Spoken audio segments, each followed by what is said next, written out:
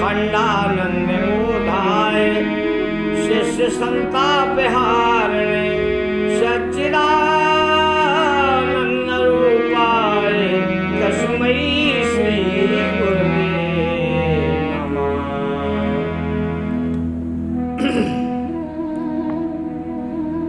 रमैया राम नमो नमः, रमैया राम नमो नमः। सभी उपस्थित सत्संग प्रेमियों, कल के वीडियो में हमने आपको बताया था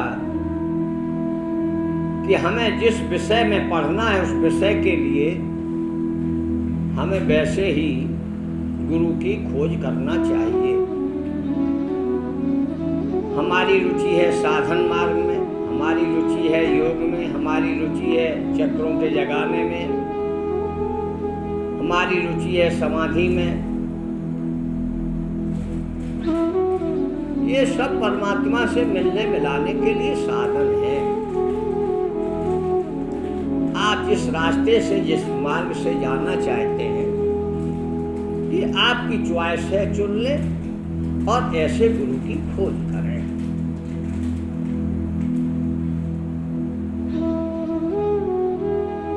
अब प्रश्न ये उठता है कि ऐसे मान लो हमें ब्रह्म ज्ञान की जरूरत है या आत्मज्ञान की जरूरत है, तो हम क्या करें? ब्रह्मज्ञानी, आत्मज्ञानी गुरु कहाँ और कब, कैसे मिलेंगे? ये प्रश्न करना हर एक के मन में भाव आता है, उचित भी है। क्योंकि आजकल ब्रह्मज्ञानी, आत्मज्ञानी गुरु मिलते कहाँ हैं? आज संसार में गुरुओं के नाम पर गुरु वेश में चोला बनाया, अगणित गुरु मिल जाएंगे, आओ शिष्य बन जाओ। गुरु परंपरा चली आ रही है शिष्य बनाने की। भाई जब तक प्राइमरी पाठशाला नहीं होगी तो हाई स्कूल कहाँ से होगा? तो ऐसा नहीं है कि ये सब गुरु नाकाम है, बेकार, ऐसा नहीं है। छत पर जाने के लिए जितना महत्व प्रथम सीढ़ी का है, उतना ही महत्व अंतिम सीढ़ी का है। तो हमें अपनी रुचि के अनुसार, क्योंकि आप जैसे पात्र होंगे, आपका भाग्य जहां तक होगा, आपकी सोच वहीं तक जाएगी। ब्रह्म ज्ञान सबको उपलब्ध नहीं होता, आत्मज्ञान सबको नहीं मिलता, अधिकारी सब नहीं बनते, पीएचडी हर विद्यार्थी नहीं करता। जिसके भाग्य में होता है वो अधिकारी बनता है, उसी के अनुसार वो मेहनत करता है, और जिसके भाग्य में होता है वो ब्रह्मज्ञानी, आत्मज्ञानी बनता है। ये तो उसके जन्म जन्मांतरों का पुण्य और कर्म का फल है। तो कहा गया है गुरु करो जान के। ऐसे गुरु को मान लो हमने पा भी लिया, तो भी आप उनसे कुछ ले नहीं पाओगे,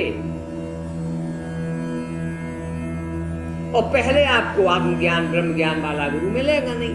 और मिल भी गया तो आप पात्र नहीं है, तो आपको उसमें रुचि नहीं आएगी।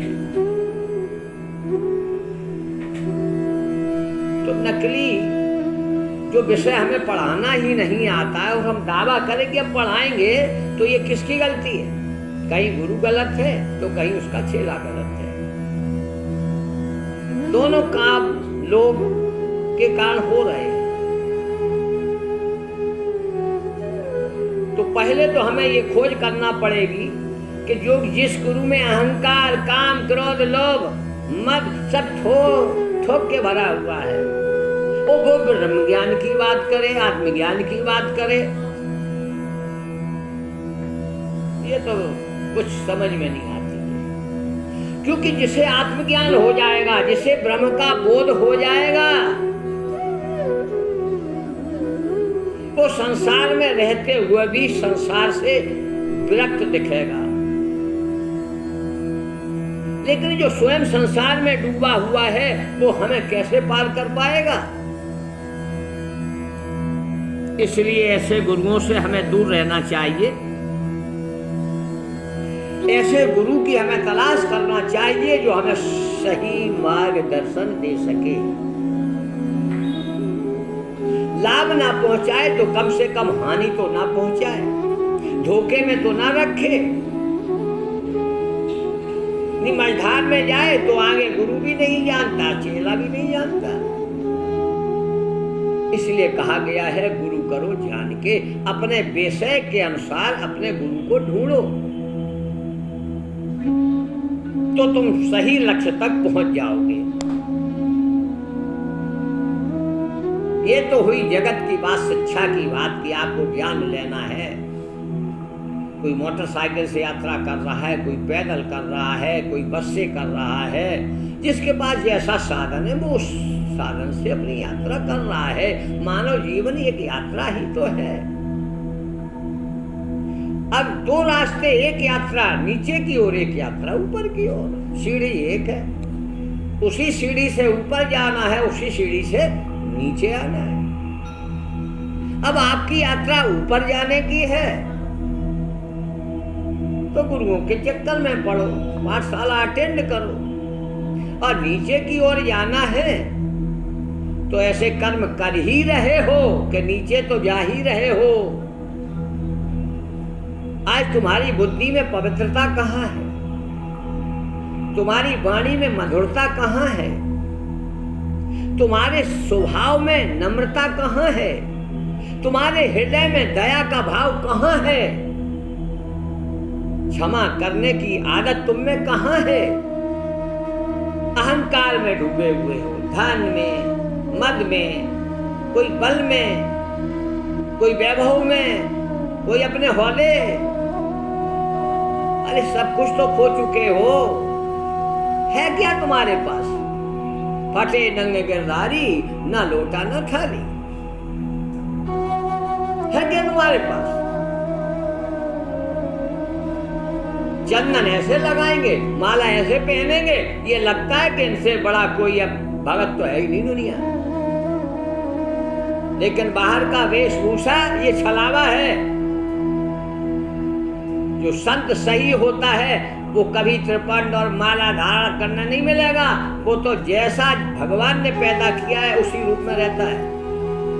उसका कोई बनावा नहीं होता, कोई छलावा नहीं होता।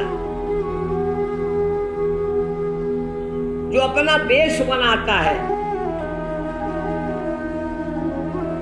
अरे भगवान की भक्ति में वेश की जरूरत नहीं, भेष की जरूरत नहीं है। भगवान के लिए वेश की जरूरत है। वेश माने जगह की जरूरत है, आकाश की जरूरत है, खाली जगह की जरूरत है, पवित्रता की जरूरत है। तुम्हारा हृदय का जो वेश है वो कैसा है? भरा हुआ या खाली?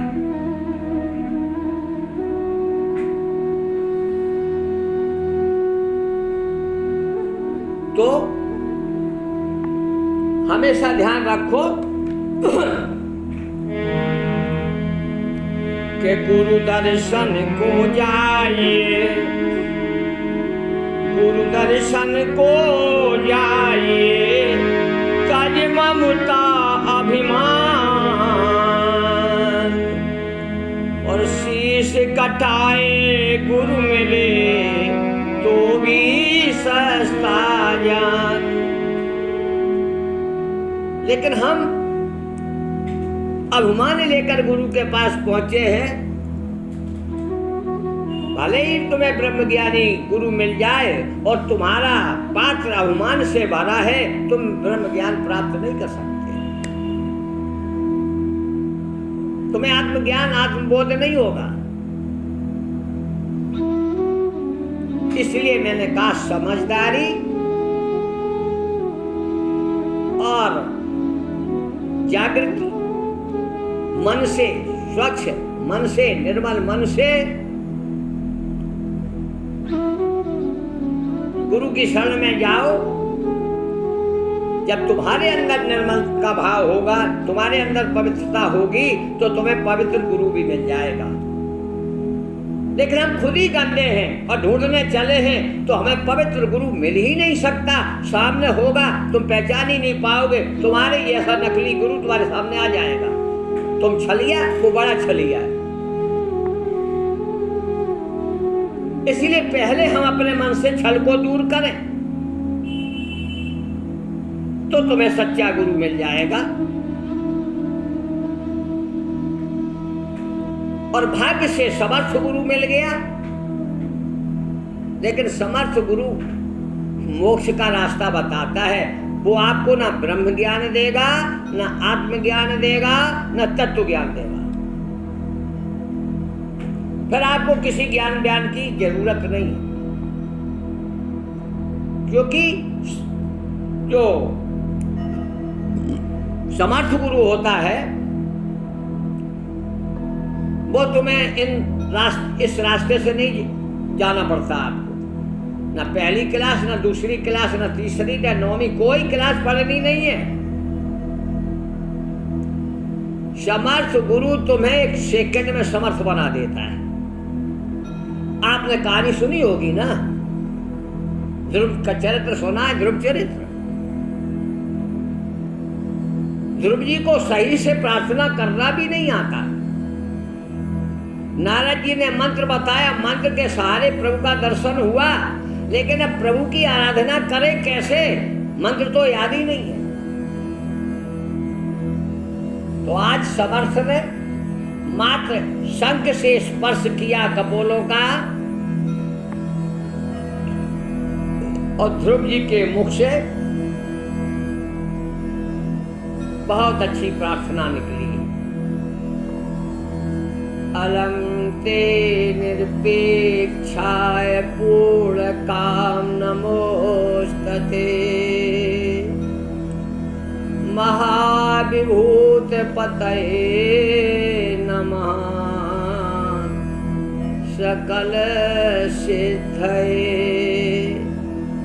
यथा तुम कृपया भूत्या तेजसो महिनोज सह, ज्योष्टैष गुण सर्वेस्तोष भगवान प्रभु। विष्णु पत्नी महामाये महापुरुष लक्षणे, प्रियथा में महाभागे लोक्य मातर नमोस्तते। चतुर्मुखी नारायण की वंदना की है। तो ये समर्थ का काम होता है कि वो आपको डायरेक्ट जहां हो उसी स्थान से उठा लेता है। उसके स्पर्श मात्र से, उसके सानिध्य मात्र से उसके गुण तुम में आ जाते हैं। इसी का नाम है सत्संग।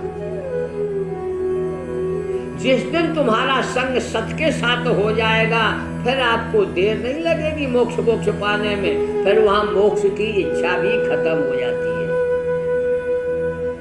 ना ब्रह्म ज्ञान की इच्छा रहेगी, ना तत्व ज्ञान की इच्छा रहेगी, कोई भी इच्छा नहीं रहेगी, क्योंकि वो परमात्मा जो है स्वयं ऐसा है कि उसकी कोई इच्छा ही नहीं, उसका कोई विषय नहीं। वो नितत्व है, वो निष्काम है, वो निस्वार्थ है, वो साकार निराकार अगुण सगुण, इनसे उसका कुछ लेना देना नहीं। इन सबसे परे तुम्हारे तो हाथ पैर भी हैं, आंख है, नाक है, कान है, लेकिन उसके करविन कर्म करे भी नाना। हाथ भी नहीं, काम बहुत करता है। जुआ नहीं, बहुत छप्पन प्रकार के व्यंजन खा जाता है। आनंद रहते सकल रस भोगी, बिन वाणी बक्ता बड़ योगी। बिना वाणी के बहुत कुछ किया जाता है। उसका कोई नाम भी नहीं है, अनामी है। वो जन्म भी नहीं लिया, वो स्वयंभू है, आदि अनाथ अविनाशी है।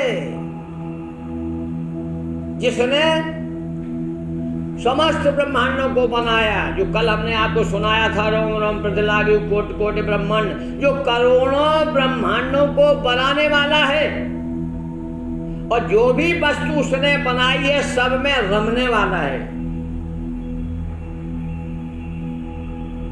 जो सब में रम रहा है। और उस राम को जो जानता है, राम रमनते रामते योगिनाम, जो रमनते हुए राम को जानता वही तो योगी है। भगवान कृष्ण जानते हैं उस राम को, भोले बाबा जानते हैं उस राम को, इसलिए वो अपनी पार्वती को समझाते हैं। एक बार एक दृष्टांत आता है भागवत में, पार्वती मैया को भोजन बनाने में थोड़ा टाइम हो गया, भोले बाबा को भूख लगी। भोले बाबा ने पूछा, भाई आज इतना लेट क्यों हो रहा है? तो पार्वती जी कहने लगी, मैं विष्णु सहस्त्र नाम का पाठ कर रही थी, थोड़ी देर हो गई। भोले बाबा मुस्कुराए, बोले, अरे सहस्त्र नाम का पाठ करती हो, आधा घंटा लग जाता है, मैं तुम्हें एक छोटी सी युक्ति बता देता हूं कि पूरे 1000 विष्णु नाम जो पढ़ती हो ना, उसका फल एक नाम से ही पूरा प्राप्त हो जाएगा। वो एक नाम ही हजारों नामों के बराबर है। आपका समय भी कम लगेगा, आपके काम में भी व्यवधान नहीं होगा। तो कौन नहीं चाहेगा? कम पैसे में अच्छी चीज मिल जाए तो कौन छोड़ देगा? पार्वती जी ने पूछा, भाई बताओ प्रभु। तो भोले बाबा ने बताया उन्हें कि राम रामेति रामेति रवे रमे मनोरमे सहस्त्र नाम ततुल्यम राम नाम वरानने। अरे वो एक राम है, राम जो सब में रम रहा है। उस रमैया राम को जानो। बस एक बार धोखे से भी यदि निकल गया तो तुलसीदास जी ने क्या लिखा है? तुलसीदास जी कहते हैं, यदि किसी के मुख से धोखे से भी राम निकल जाता है तो मैं उसके चरणों की धूल को अपने मस्तक पर लगा लेता हूं। धोखे निक्षय राम, और बाके मेरे तन की चामड़ी और बाके तन का बाम, उसके पैरों का जूता मेरी चमड़ी से भी बन जाए तो मैं अपने को धन्य मानूंगा। वो नाम अनामी होते हुए भी उसका नाम है, लेकिन नाम वो शब्दों में नहीं लिखा जाएगा, वो तुम्हारे कान में मंत्र की तरह नहीं फूका जाएगा। राम स्वयं जब कृपा करेगा तो अपना परिचय देगा, आपको अनुभूति कराएगा। तो राम की अनुभूति करना है, धीरे धीरे आप वीडियो सुनते रहे। हमारे गुरुजी का गुरबाणी आती है ऑनलाइन प्रतिदिन, साईं अरुण जी महाराज नासिक वाले, यूट्यूब पे देख लेना, गुरबाणी भी सुनो और ये वीडियो भी देख लो। 2 वीडियो देखते रहो, रमैया राम मिल जाएगा। रमैया राम नमो नमः, रमैया राम।